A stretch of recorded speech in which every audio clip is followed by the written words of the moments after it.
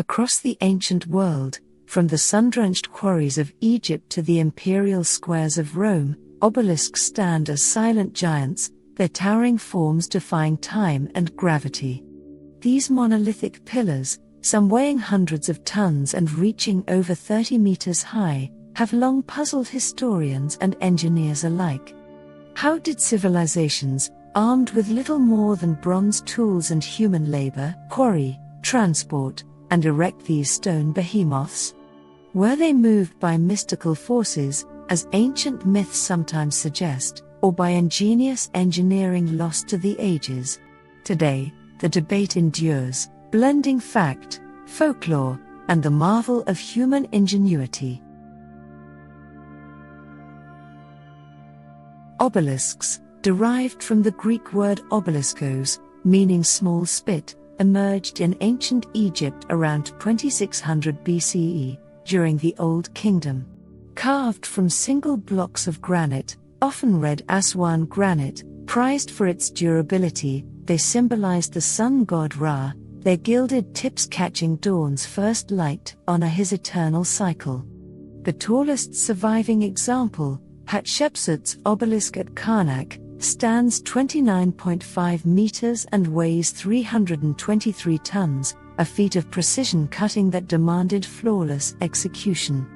Later, Rome's emperors, captivated by their grandeur, hauled dozens across the Mediterranean, like the 25-meter, 331-ton Lateran obelisk, originally raised by Thutmose III, then relocated by Constantius II in 357 CE, and re-erected in 1588 CE by Domenico Fontana.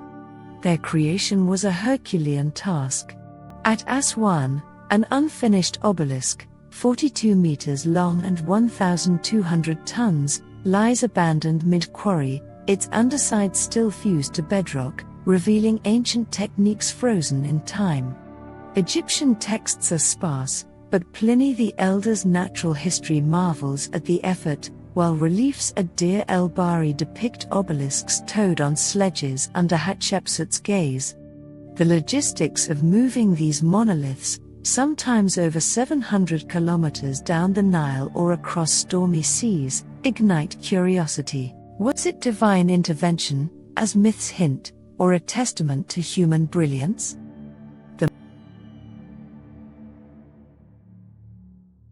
Ancient cultures often cloaked obelisk moving in mysticism.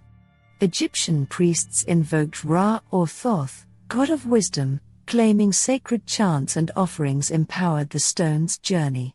The Book of the Dead speaks of divine hands lifting monuments, while temple hymns describe obelisks ascending by will. In Ethiopia, the 4th century CE Axum stele, including the 24-meter, 160-ton obelisk of Axum, returned from Rome in 2005, are tied to tales of King Ezana commanding stones upright by heavenly decree, a narrative preserved in Ge'ez manuscripts.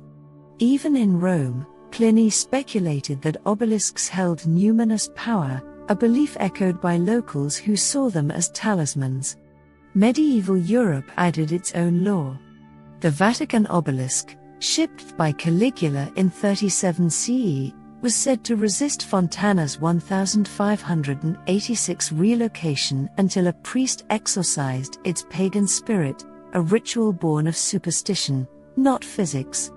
Modern fringe theorists amplify these tales, suggesting acoustic levitation, using resonant frequencies, magnetic fields, or extraterrestrial aid, pointing to the stone's mass and the silence of ancient records on finer details.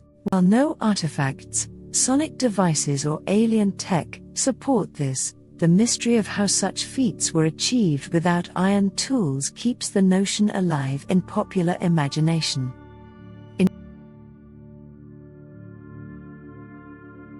Archaeology and experimental engineering offer a clearer view. At Aswan, the unfinished obelisk shows workers pounding dolerite balls into granite to outline the shape, then driving water-soaked wooden wedges into drilled slots to split it free, a process taking months. Reliefs from Hatshepsut's mortuary temple depict two obelisks lashed to a sledge, dragged by 800 men over sand lubricated with Nile water, a method validated in 2019 by MIT students, who moved a 2-ton replica with wet sand and just 50 pullers. A 2023 study by the University of Leicester found traces of clay slip, likely sourced from riverbanks, under quarry sledges, further easing friction. Transport down the Nile relied on massive barges. Pliny describes vessels up to 50 meters long, reinforced with cedar beams and ballasted with grain sacks, towed by teams of rowers. A 12th dynasty papyrus from Lahoun details a 60-meter canal dug to float a 150-ton statue, suggesting similar waterways aided obelisks. For Rome, the 263-ton Vatican obelisk crossed the sea on a triple-hulled pontoon, its stability ensured by synchronized oarsmen, as chronicled by Ammianus Marcellinus. Erection was a ballet of balance. Workers dug sand-filled pits, tilted the basin with ropes and pulleys, perhaps ox-driven capstans, then drained the sand to settle it upright. Fontana's 1,586 effort, with 900 men and 40 winches, mirrors this, though ancients lacked his iron cranes. However, obelisk moving spanned continents.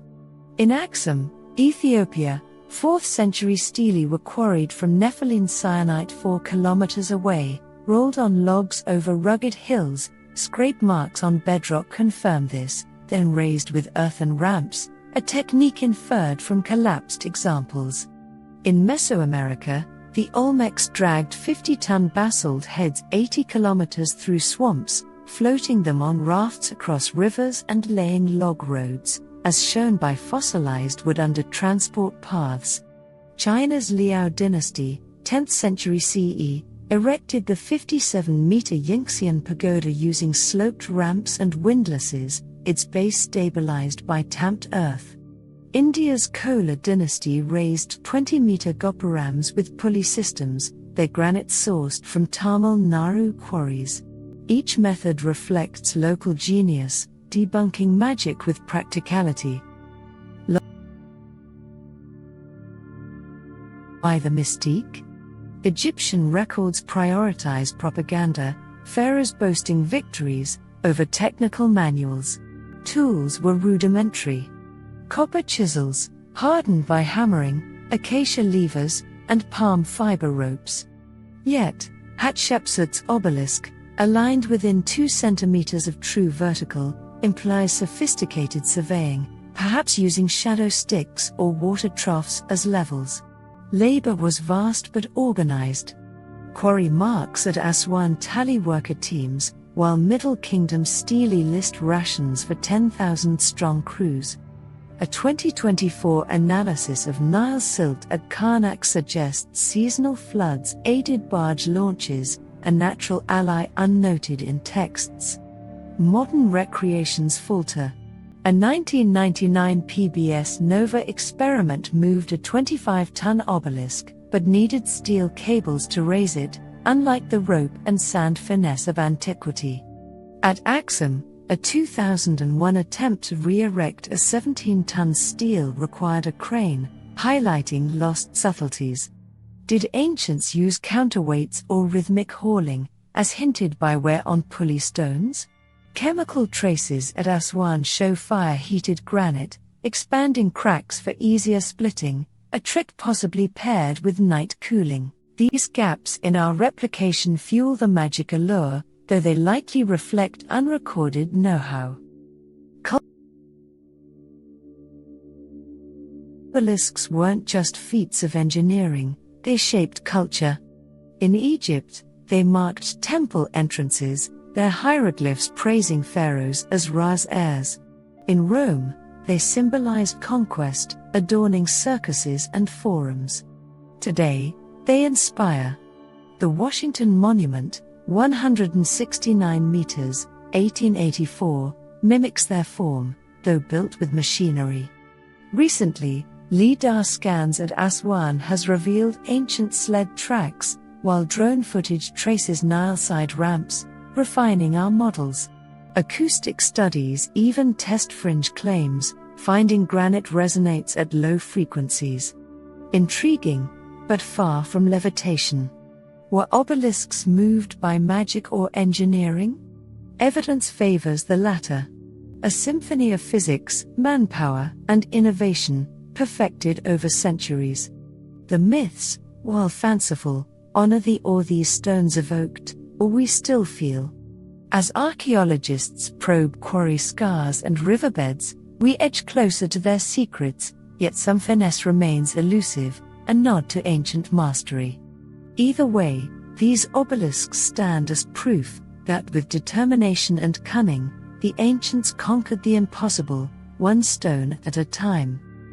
Thank you for watching.